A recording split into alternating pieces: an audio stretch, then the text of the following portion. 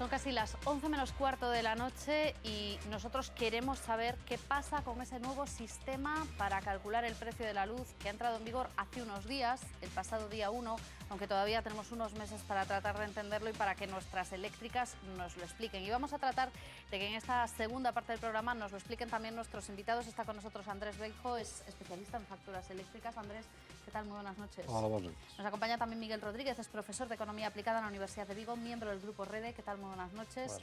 Y completando esta mesa, Javier Cora, de Enerxía Galega Mais, una comercializadora 100% gallega. Vamos a hablar también de eléctricas, por lo tanto. ¿Qué tal? Muy buenas noches. Bueno, como decíamos, tenemos un nuevo sistema, entró en vigor el pasado día 1, es un Real Decreto recién aprobado también por el Gobierno, un Gobierno que dice que vamos a pagar menos, luego veremos si nuestros expertos están de acuerdo con esta cuestión o no, pero Mila, lo que queremos saber antes de nada es en qué consiste este nuevo sistema y cómo se va a calcular ahora lo que vamos a pagar por la luz. Es complejo explicarlo. Después de muchas idas y venidas con el precio de la luz, esta semana por fin ha empezado a aplicarse el nuevo sistema diseñado por el Gobierno. Es complejo. ¿Y en qué va a consistir? En primer lugar, en que se eliminan las subastas trimestrales, esas que determinaban las eléctricas y en las que entraban también brokers y que determinaban el 40% del precio de nuestra factura de la luz.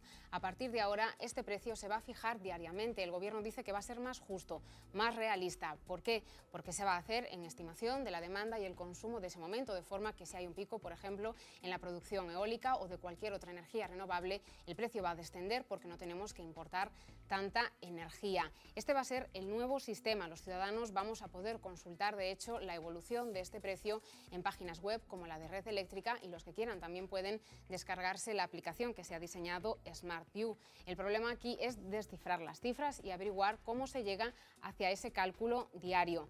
Desde las 8 de la tarde todos los días se va a fijar el precio que va a tener la luz al día siguiente. El de mañana sábado es de 19,87 euros el megavatio hora. ¿Y cómo van a notar esto los clientes? Casi podemos decir que el precio va a ser diferente para todos. Las facturas van a llegar de nuevo cada 2 meses. Si tienen un contador digital en su casa, incluso van a poder planificar el consumo en función del precio que tenga la luz a cada hora. Aún así, estos clientes son minoría y la mayoría de los 17 millones de usuarios de la nueva tarifa regulada se les aplicará un precio medio en función del periodo de facturación y en función de su consumo. Estas son dos de las diferencias básicas. Se les van a ir detallando porque les van a ir llegando cartas como la que pueden ver ahora, dictada por Industria a sus casas. Se les va a decir en esas cartas como el precio de la luz se va a fijar diariamente en los conocidos como pools, que tienen 3 meses las eléctricas para actualizar su facturación. También deben devolverle antes del 30 de agosto el sobrecoste cobrado hasta ahora en sus facturas, porque esta medida es con efecto retroactivo. A todos los españoles deben de devolverle 300 millones de euros. Se estima que el precio medio por usuario va a ser de 17 euros. Esta devolución se debe realizar en la primera factura modificada y además Industria también indica, por ejemplo, que pueden contratar un precio fijo cada 12 meses y por último les recuerda que tienen toda la libertad de contratar la eléctrica que mejor les convenga en día. Estas son solo algunas de las diferencias de este nuevo sistema que es complejo de explicar. Bueno, es complejo explicar, vamos a ver si lo entendemos un poco. Andrés, y la primera pregunta es si efectivamente, como dice el ministro, luego lo escucharemos, vamos a pagar un 3% menos aproximadamente por la luz. Yo creo que incluso menos.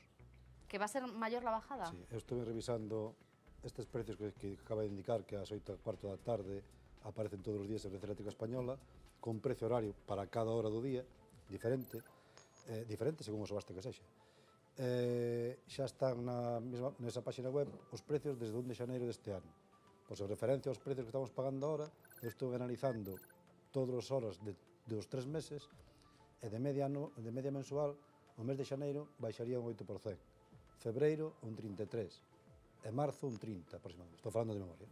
Pero esto simplemente en la baja de precios, quiero decir, no se trata de que estemos echando cuentas cada uno de a qué hora debemos poner la lavadora. No, facendo un consumo medio normal. Medio normal, un uso normal habitual dunha vivenda.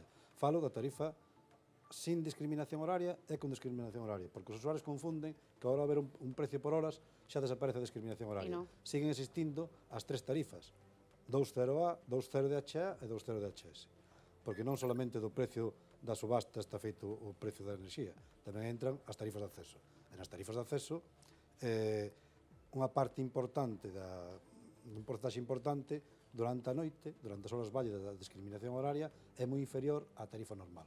De aí esa diferencia, máis incluso que na subasta. Entonces, van a seguir mantendo as tarifas en calquera delas os 3 últimos meses, este primeiro trimestre, polos precios que salen na página web, que estamos contrastando, e baixen eses porcentaxes. Bueno, una bajada, por lo tanto, en este examen práctico. Iso non quere dicir que a continuación os outros meses habría variables. Igual que en xaneiro baixan un 8%, en febreiro un 30%, pois as variables podes dar en calquer mes do ano. Es decir, que no podemos establecer una bajada media, vamos. Mentre ese para baixo. Claro, eso sí, eso sí. Yo no sé si, Miguel, tú consideras que este era el cambio que hacía falta, terminar de una vez por todas con las subastas trimestrales y con esta estimación de cómo iba a ser el precio de la luz en los siguientes 3 meses y empezar a hablar de un consumo que se supone que es más real. Sí, no sé si exactamente esta, pero desde luego el sistema como estaba funcionando hasta el momento daba pie a que se pudieran producir irregularidades como las que se acabaron produciendo, ¿no? Que una subasta de un día en particular pues pueda condicionar la tarifa que te vayan a cobrar pues durante varios meses. Bueno, decimos que el ministro de Industria evidentemente defiende este sistema, lo dijo en el Consejo de Ministros después de que se aprobase el Real Decreto y lo dijo también esta semana donde volvió a defender pues esa bajada en el precio de la luz y también la devolución que van a tener que ir haciendo las eléctricas, esos 300 millones de euros que nos van a tener que devolver a los consumidores. Hay que decir que el cambio del sistema de determinación de precios en el sector eléctrico va a comportar, o ha comportado ya, para todos los consumidores en España, un ahorro de 500 millones de euros. 200 millones por el hecho de que el precio que se ha aplicado a lo largo del primer trimestre no es el precio de la subasta que se hizo en diciembre, sino un precio inferior. Por ese concepto hemos dejado de pagar ya en el primer trimestre 200 millones de euros, pero además 300 millones de euros que se han pagado de más, que hemos pagado de más, las compañías eléctricas lo van a devolver a los consumidores de acuerdo a lo que sea su perfil de consumo con anterioridad al próximo día 30 de agosto. Muchas veces había ocurrido en el sector eléctrico en España que se producían refacturaciones en el recibo de la luz, pero nunca había ocurrido que se diera una devolución. Por tanto, ha sido de entrada un efecto netamente favorable y positivo. ¿Y las empresas qué dicen de esto? Para una pequeña comercializadora que se enfrenta a las grandes, lo veíamos antes con otra que está a punto de echar a andar también, ¿un sistema como este es más positivo? ¿Más justo? Pues la verdad es que no sabría decirte si es más positivo. Y desde luego no sabría decirte ni mucho menos si es más justo. El hecho de tener un precio de coste, de factura, sobre unas franjas horarias que posiblemente no coincidan con el consumo real que tengas en tu domicilio, no sé hasta qué punto es más justo. Desde luego, si no tienes un contador horario, no es para nada justo, es absolutamente injusto. Pero, en fin, no puedo valorarlo porque, de entrada, el mercado tampoco nos da muchos más datos de los que tenemos hoy, que son pues, poco menos que una rumorología llevada a un documento y sin mucho más fundamento. No lo sé, tendremos que esperar un poquito para que haya un matiz en la práctica y veamos si es justo. No lo sé, no me puedo pronunciar. Andrés, quería hacer un matiz a lo que decía el ministro, no sé si... A devolución non é para todo o mundo. ¿Para quién es la devolución? É para os que están acollidos a tarifas de último recurso. Que ya no se llama así, vamos a ver si... Precio voluntario, precio voluntario para el pequeño consumidor. Porque os que están fora desa tarifa están con contrato, con precio fixado, que tamén se subira, tampouco lles van a cobrar máis. O sea, ahora tocou baixar, entón non lles van a devolver, pero que se subira, tampouco lles van a cobrar máis. Firmas un contrato por o X tempo, normalmente un ano, e mantenche o precio fixo relativamente, salvo as tarifas de acceso que son regulables. Lo que pasa que... Non é para todos. No es para todos y decía antes Javier que está el tema de los contadores, de estos contadores que se llaman inteligentes en muchos casos, y es que hay muy pocos instalados. La mayoría de la gente los que tiene pues no son todavía estos, las empresas no tienen todavía obligación legal de instalar el parque de nuevos contadores, les quedan todavía 4 años creo por delante para instalarlos, y decía Javier, no va a ser justo para quien no lo tenga, va a ser justo para los que sí lo tengan, esos son los que van a poder beneficiarse de este sistema. Os que teñan contador, que van a poder funcionar desa forma, con precio horario, e os que non, pola información que eu teño, a través da Comisión Nacional do Mercado Competente, que fixen consulta, vanlle facer sobre a estimación de Red Eléctrica Española da demanda, e vanlle a facer un porcentaxe de consumo por os horarios. ponderado, e a partir de aí farán ese precio. Estamos hablando de todas formas de unha estimación. Claro, os que máis, unha estimación en base dos consumos globales a nivel nacional. Penso que os que máis perxudicados vamos a salir son os clientes que temos discriminación horaria. Por qué? Porque fan unha estimación de consumo á baixa, cando nosotros, normalmente, os que temos discriminación horaria porque temos unha calefacción de determinado tipo de aparatos e temos un consumo moi superior durante as horas valle. Eles estiman normalmente o 69-70% e o normal é que teñamos un 85%. Por lo tanto, trasládanos parte do consumo ao mercado, o sea, ao precio máis caro, cando debería ser ao contrario. Entón, acabamos perdendo algo. Vamos ser, segurísimo que vamos ser os máis perxudicados. Pero porque pagaremos Eu xa más. preparei unha reclamación ao Ministerio de Ya Industria. está preparada la reclamación. Bueno, lo que Por tenemos, suposto. lo que tenemos preparado ya es una conexión con Emilio Menéndez, es doctor y ingeniero de minas en la Universidad Autónoma de Madrid y como experto también en energías me gustaría darle las buenas noches antes de nada. Emilio, ¿qué tal? Muy buenas noches. Buenas noches. Y preguntarle si a usted le parece que este cambio era el que necesitaba el sistema energético de nuestro país. No, yo creo que son cambios pequeños que lo único que hacen es lavar la cara o poner parches y que pueden mejorar, en lo poco que he oído de la conexión, si alguien está pendiente de sus formas de consumo y pueden inducir que haya más consumo por la noche y menos por el día. Pero creo que va a ser mínimo. O sea, yo creo que el cambio de sistema es muy difícil porque llevamos 15 años tirando por la borda todo lo que se construyó antes. Entonces, lo veo mal. Pero entonces lo que haría falta, más que un modelo en el sistema de regular los precios, de calcular los precios, ¿sería cambiar todo el modelo energético de este país? Vamos a ver, yo creo que sí. Es decir, yo creo que en un país pequeño como somos nosotros, en un país que tiene una dependencia energética muy fuerte del exterior, en un país que los costes de la energía suponen muchísimo en la balanza, el 5% de nuestro PIB se va en comprar energía foránea, petróleo y gas, que luego se transforman en energía de uso directo.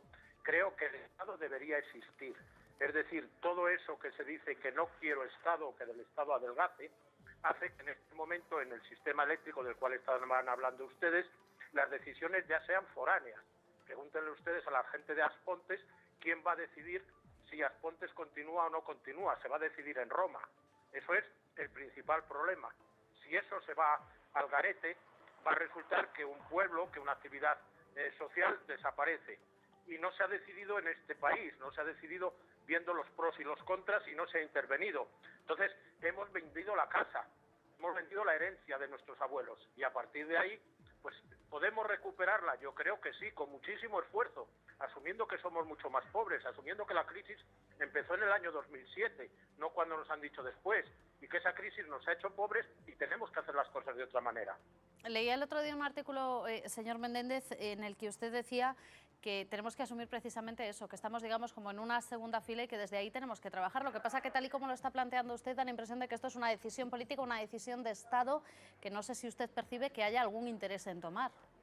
Pues yo creo que no. Desgraciadamente, los dos partidos mayoritarios, los que pueden reconducir las cosas, no lo hacen. Es decir, uno quizás por parte de su ideología está el mundo liberal y económico, y el otro porque se ha dejado llevar a todo eso que la socialdemocracia en Europa se ha dejado llevar.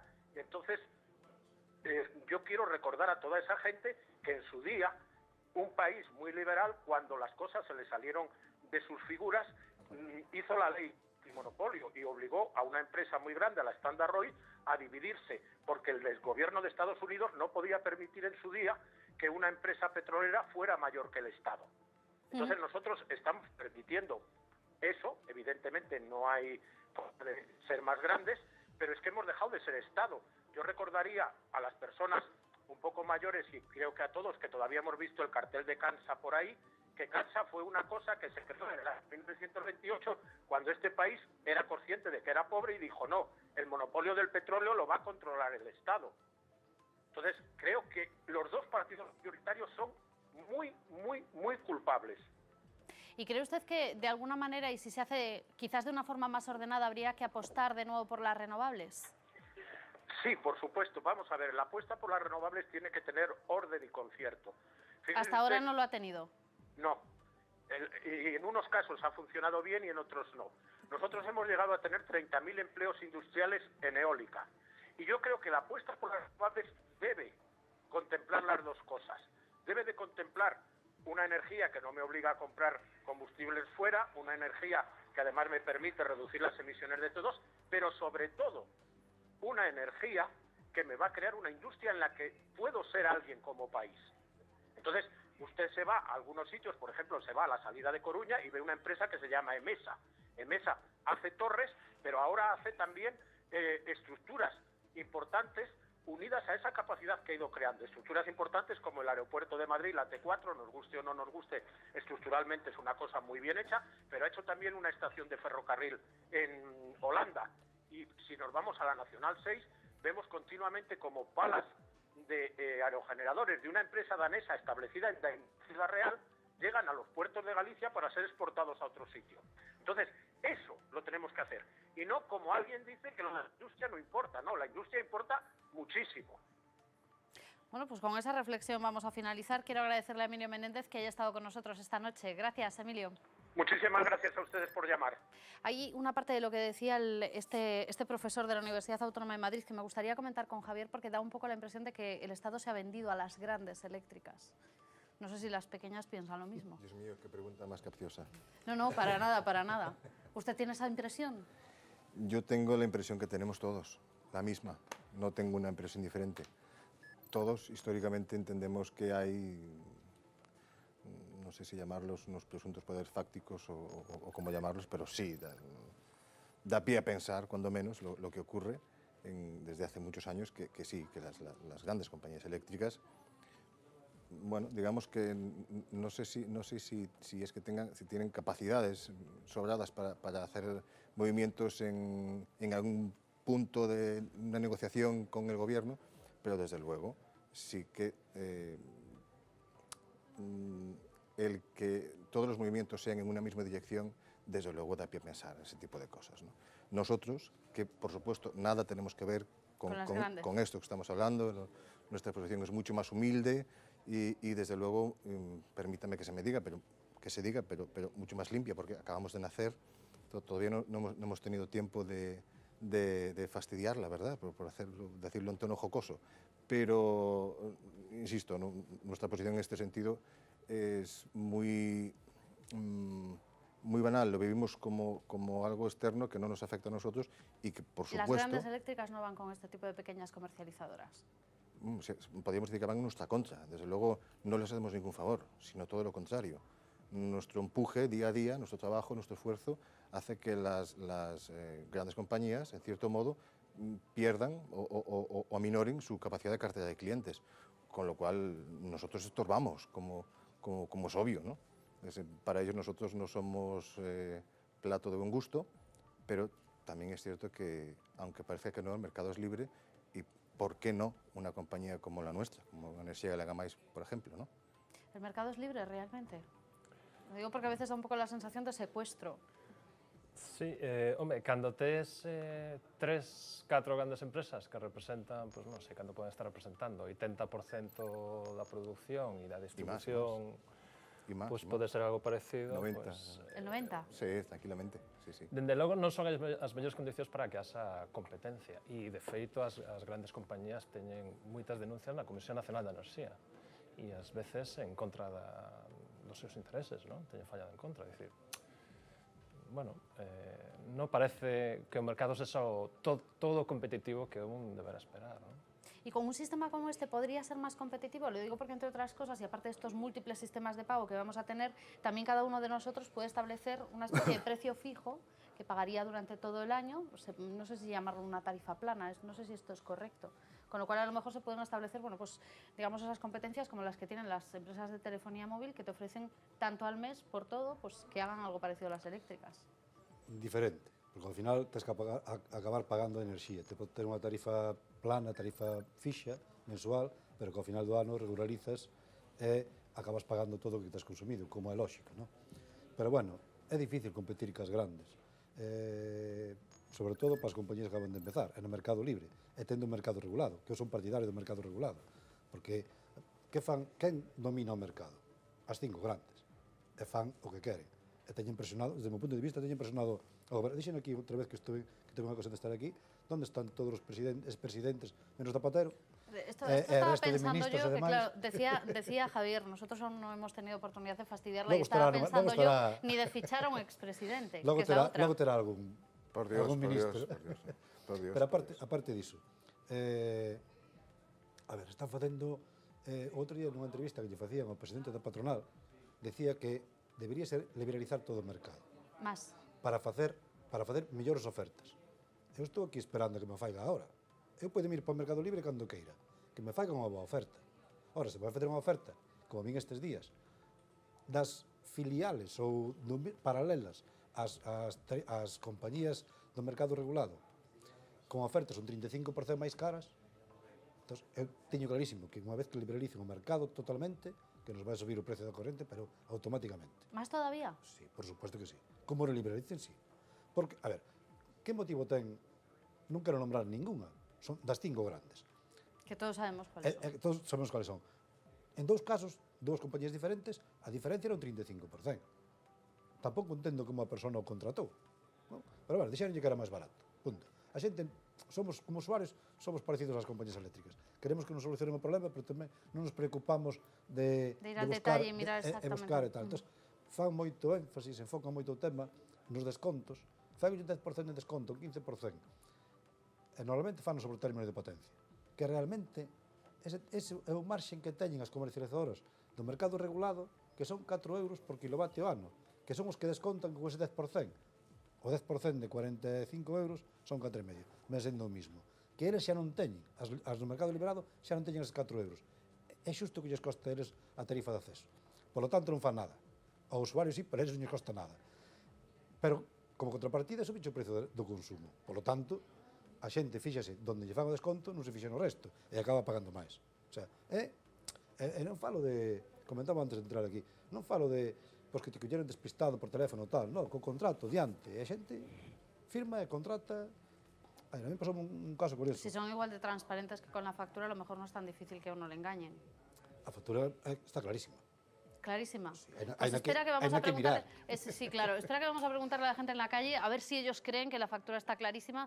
Hoy hemos querido saber si la gente piensa que paga mucho o paga poco por la luz, si sabe que se ha puesto en marcha un nuevo sistema para ver cuánto nos van a cobrar por el uso de la energía y también si entienden la factura.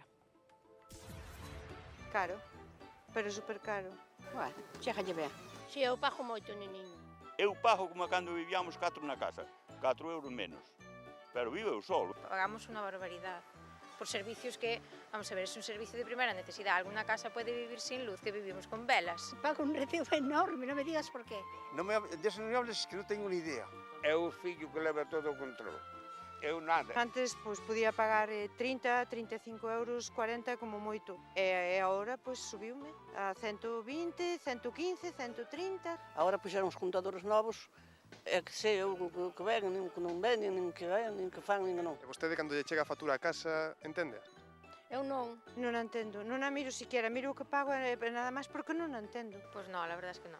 La miro, la pago y se acabó. Porque meten uns coeficientes que non nos entende nin la madre que los parió. Se eu non entendo, cos anos que teño, imagínate, xente que teña pois 60 anos ou 70. Penso que non se entera de nada. Impuesto de electricidade. Eu creio que este impuesto de electricidade é de euros 80. En que mundo estamos? Real. Isto non entendo nada. Nada, que non me entero de nada. Por eso xa te digo, só miro o que paguei e digo, bueno. 31 euros, bueno, faltenlle 8 céntimos. De IVA solamente. Alquiler de contador. Por que alquiler de contador? Non sei se sabe que vai cambiar de novo a factura agora. Non era o que nos faltaba. Sí, lo sé. A ver, se polo menos nos ven un poquinho máis explicado. Dicen que vai rebaixar na factura. E sacaron estes impuestos todos? Non me parece que non. Non vexo moito beneficio. Non creo que traballen para beneficiarnos a nós. Esta reflexión de esta señora yo no sé si es lo más preocupante, que diga que no cree que estén trabajando para nuestro beneficio. Que é así. Que no trabajan para nuestro beneficio. Por No digo las supuesto. eléctricas, digo el gobierno. O goberno xo dudo, pero as eléctricas desde logo que non. As eléctricas son empresas que buscan o seu beneficio, é lógico, ademais. Para iso están. E depois cada un trase que buscar. Por iso entendo que debe ser regulado. Porque El ademais, mercado. Claro, porque ademais non é cuestión solamente de precios, é cuestión de dereitos. Entón, ti automáticamente, está pasando aquí, se te pasas ao mercado libre, automáticamente perdes dereitos. A normativa xa non te afecta como no outro lado. Por exemplo, se presentes unha reclamación, no mercado libre tens que ir ao xulgado. No mercado regulado podes presentar en consumo. Se che cortan un suministro por un impago, por calquer motivo, que se equivoque o banco, no mercado libre podes cortar o suministro automáticamente. No mercado regulado tenche que mandar un escrito con acusos de recibo, esperar 2 meses e dache tempo para arreglalo. O sea, é cosas deste tipo. Entonces, claro, o sea, non é exactamente igual. Eu estou máis protegido no mercado regulado que no mercado libre. Aínda así, se me fixeran unha boa oferta, pues, pensaría en pasarme.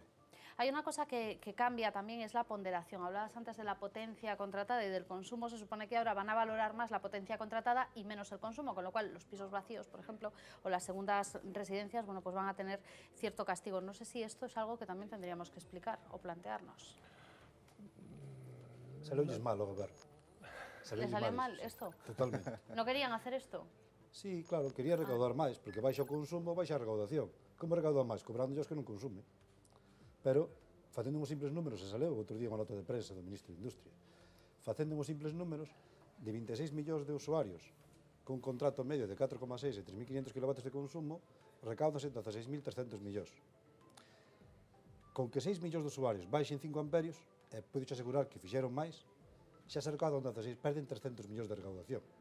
E o outro día saleu queixándose e decía que os usuarios non entendéramos o sistema, que así non podíamos amortizar o déficit tarifario, que así non hai forma de recaudar. E que aí está a clave, non? Claro, se tens que pagar as eléctricas, pues ese déficit tarifario acumulado, que xa non se pasa das 30.000 millóns de euros. E o gas xa vai polo camiño tamén. Claro, había non é a vía da parte variable, porque se supón que estás cobrando máis ou menos o que debería ser, ou non estamos aproximando o que debería ser o prezo da electricidade en cada momento. Entonces tens que ir a parte, a cuota fixa, que é onde podes ir inflando ou incrementando para recuperar os cartos para pagar o déficit. Que, por certo, na cuota fixa non teñen marxe ningunhas compañías comercializadoras. Ningún. Aí é todo tarifas de acceso, o sea, todo recauda o goberno. Por lo tanto, como no 60% do resto do precio, non? Que despois vai repartido para as compañías produtoras, comercializadoras en parte, pero sobre todo para as produtoras. E distribuidoras. E distribuidoras, claro. A ver, vamos, dejadme que... E evidentemente, ao subir a parte da cuota fixa, pois os máis penalizados son os que teñen vivendas que non están ocupadas ou son unha parte do ano ocupadas, lógicamente. Como estamos hablando de comercializadoras, distribuidoras y todo este tipo de distintas empresas que hay en el sector, me gustaría que Javier nos explique un poco qué es lo que hace una empresa comercializadora, porque vosotros también vais a la puja y compráis. Sí, de feito é o que facemos. Nos non somos nin generadores de enerxía, nin distribuidores de enerxía. Nos únicamente somos comercializadores de enerxía, nada máis. É dicir, facemos o mismo que fai calquera das outras comercializadoras que hai en este país, compramos enerxía, obviamente, no mesmo sitio, que se chama, podemos chamarlle pool bancario, e accedemos a, bueno, a eses mercados bursátiles, entre comillas, de compras e ventas de enerxía, pues como calquera outra comercializadora. Que ocorre? E se me permites, se me gustaría facer un pequeno paréntesis para facer unha cuña, meter unha cuña do que falabais fai uns segundos. Estou de acordo con que se liberalice o mercado, sí, parece razonable. Sen embargo, deberíamos de ter en conta ou facer unha simple reflexión, en la que seguramente que Andrés me vai a rebatir, pero... Teniendo en cuenta que ya tiene una carta preparada para protestar al Ministerio. Sí, por eso digo, seguro que me vai a rebatir, pero sí me gustaría facer unha pequena reflexión. Todos os consumidores que pertencen a unha tarifa de último recurso, mal chamado hoy en día xa, pero... Precio voluntario para el pequeño consumidor. A ver correcto, si nos lo pero de momento... un cambio importante. Sí, un cambio de nomenclator trascendente no gasto eléctrico.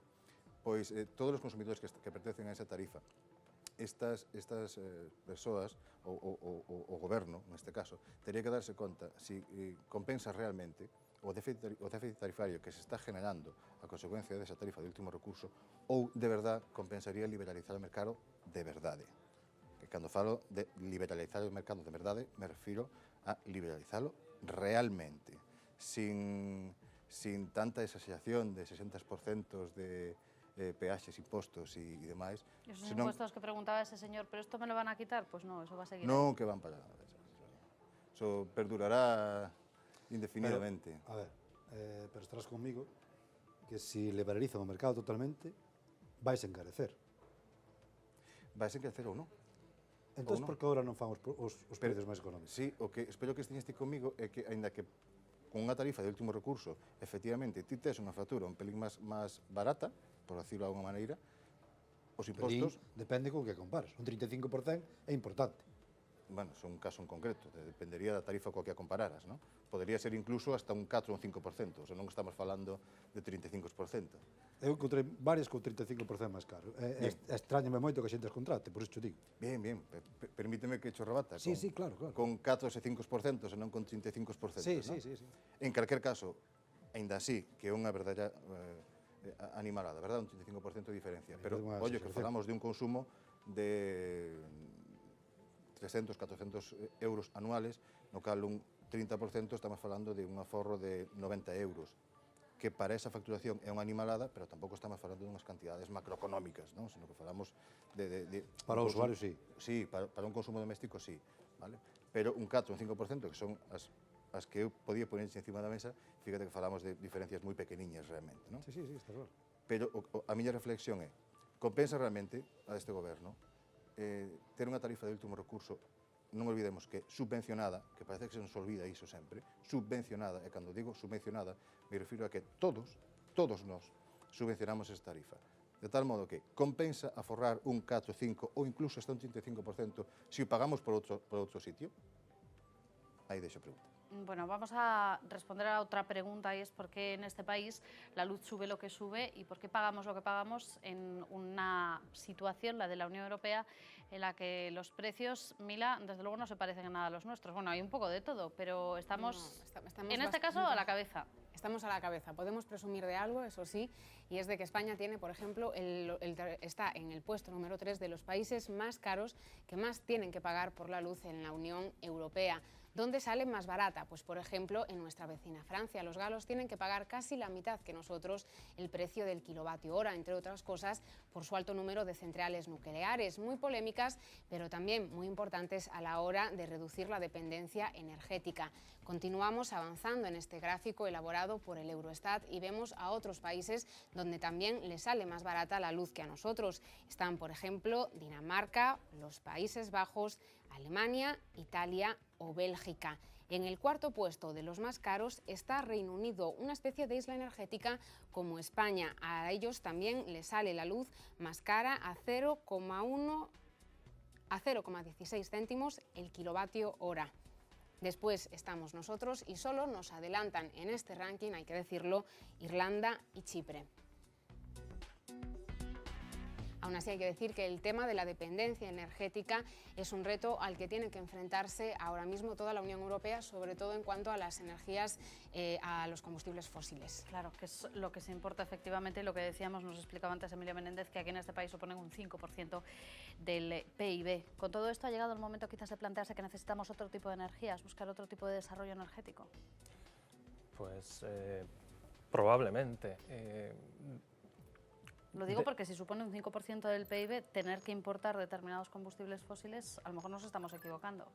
Sí, pero boa parte dese gasto, de toda esa importación de combustibles, é combustible para o transporte, e aí hai problemas a toda agora técnicos para poder facer o cambio tecnolóxico. Bueno, máis que problemas técnicos, hai problemas económicos. Electrificar todo o sistema de transporte, pois sabemos que é moito máis caro que empregar o petróleo. O petróleo, nos guste ou non, é relativamente barato, moito máis barato que outras opcións, por exemplo, a motorización eléctrica, e mentras eso non o podamos solucionar, non se produzan os abaratamentos suficientes no custe deste tipo de medios de transporte, pois seguiremos tendo esa parte do PIB adicado a importar e, por tanto, exportar renta a outros países, que sería renta que se podría quedar aquí perfectamente, non? Hai que hacer unha aposta. O que dicía antes o profesor que falaba antes. A ver, estamos rebaixando instalacións de eólicas, fotovoltaicas, penalizando ou recortando as primas ás renovables. Entón, que se podría crear traballo aquí, crear empresas para desarrollar todo ese tipo de instalacións, mentras importa cada vez máis e dependemos máis do exterior, gas e petróleo. E tal como están as cousas hoxe en día, nestes países eu non me fío nada, porque Rusia xa vedes o que pasou.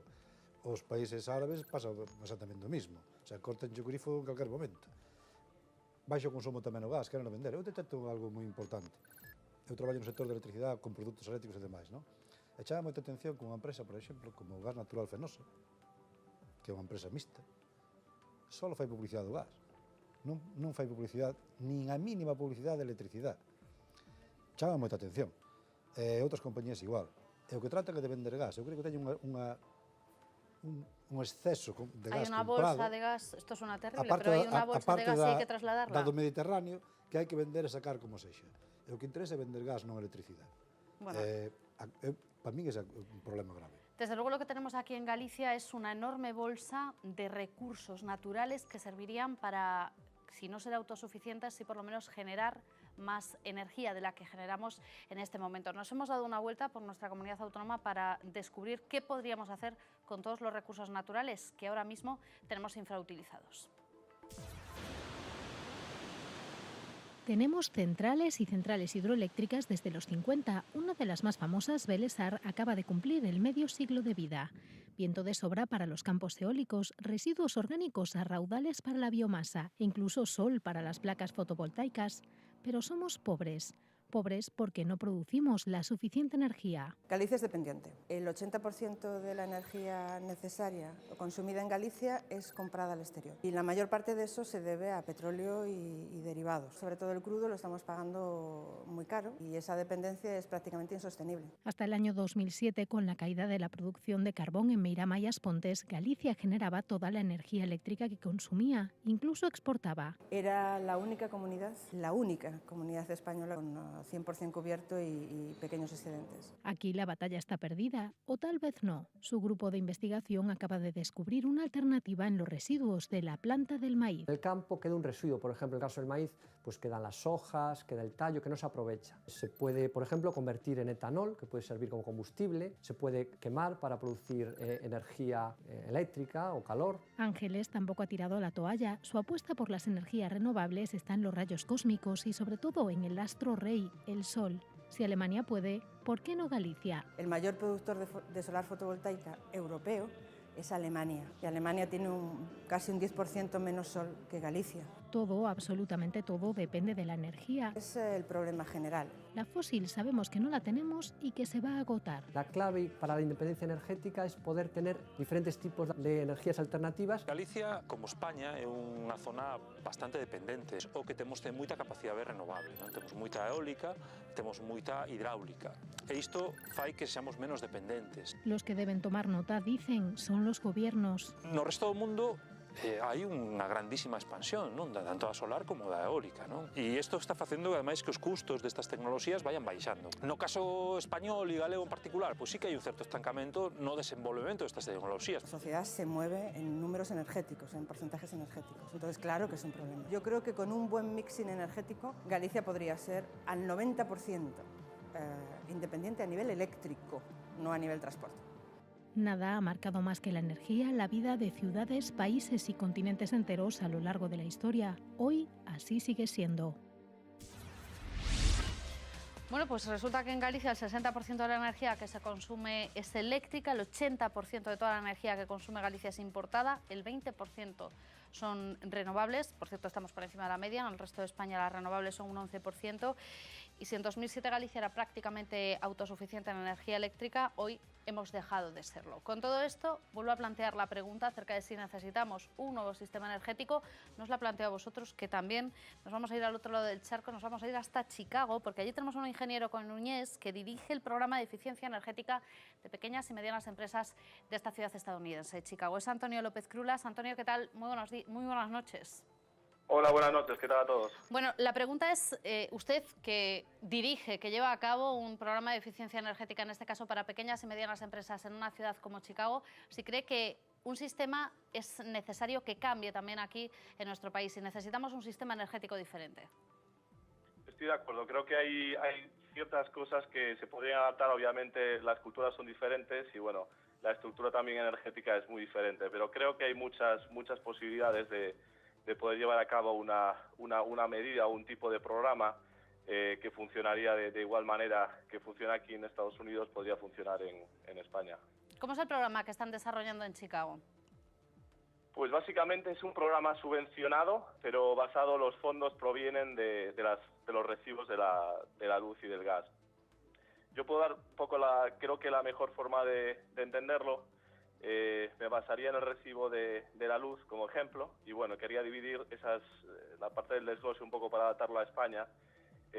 Pues tenemos la parte controlable por parte del consumidor y luego la que no es controlable, pues me imagino de lo que estaréis hablando, un poco de la parte de la tarifa, bueno, el déficit tarifario y demás, que son partes del recibo que no son controlables por el consumidor. Entonces, en este caso, nuestro programa, que se basa básicamente en esa parte controlable del consumidor, que es reducción del uso.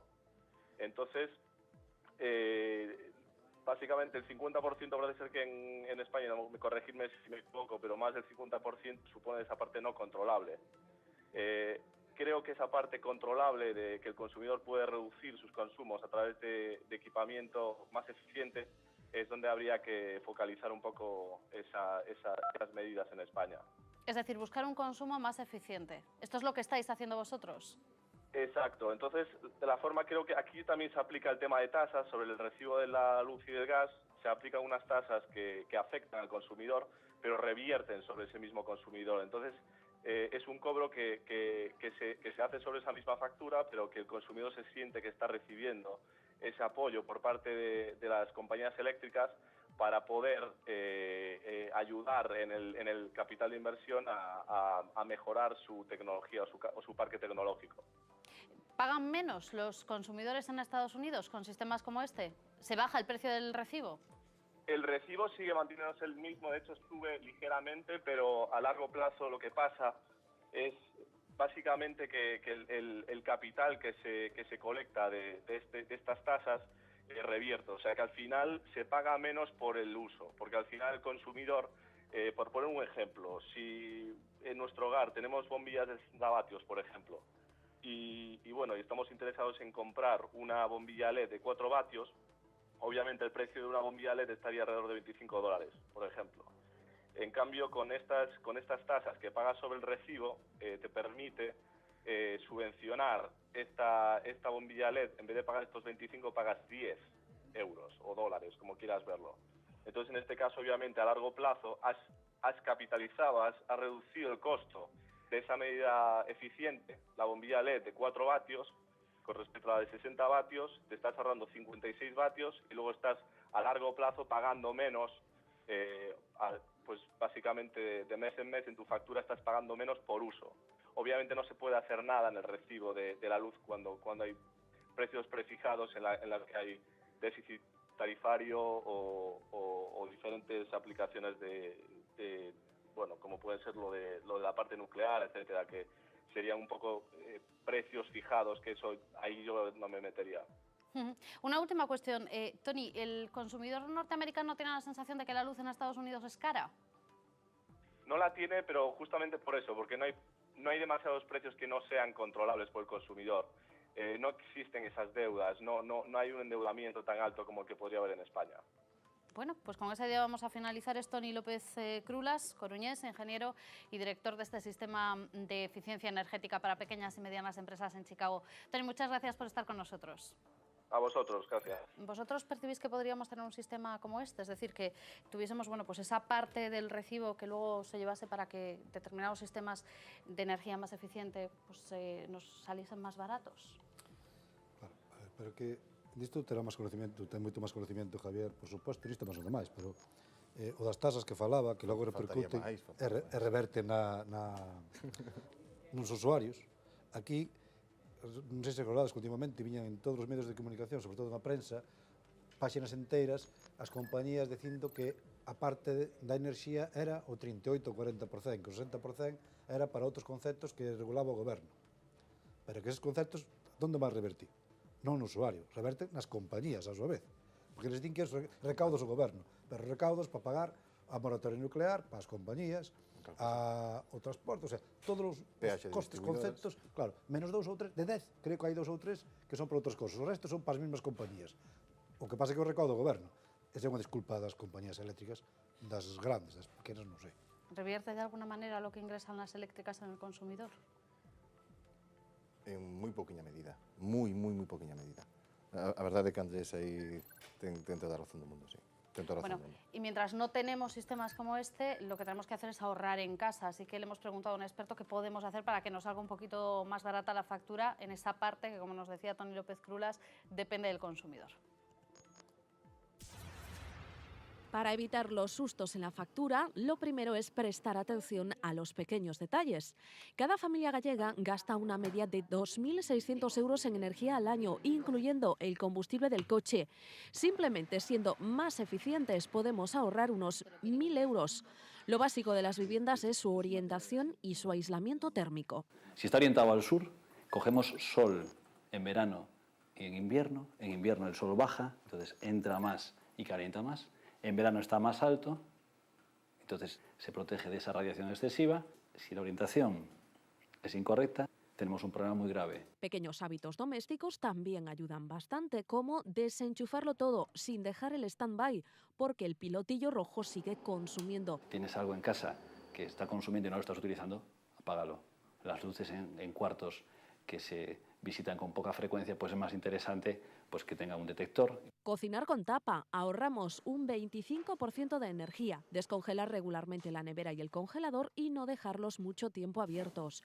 Por cada minuto que sus puertas no están cerradas, tardan otros 3 en recuperar su temperatura normal. El lavavajillas solo cuando está lleno y la lavadora mejor con un programa de ahorro y a plena carga. Consumiremos hasta un 60% menos. Y ahora vamos a ver una cosa que es muy sencilla y mejora muchísimo las condiciones, no solo la temperatura del aire, sino la sensación térmica. El doble ventanal de toda la vida, ¿no? Es de un coste bastante reducido, el aislamiento acústico mejora una barbaridad y mejora la temperatura interior y además la sensación térmica. La calefacción mejor justa. Bajamos 2 grados, ¿no?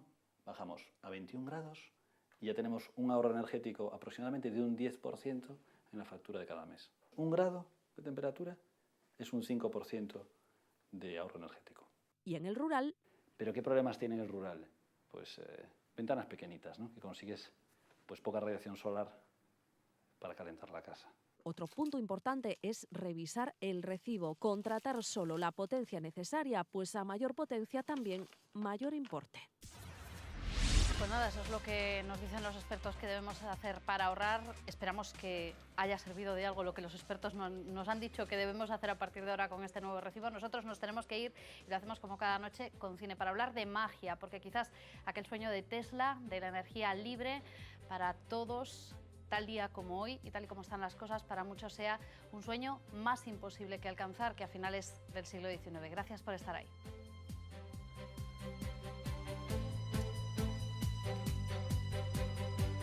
Tesla electrificó toda la ciudad a cambio de poder utilizar los generadores. Hacemos nuestras pruebas mientras la gente duerme. El señor Tesla no quiere que nadie se asuste.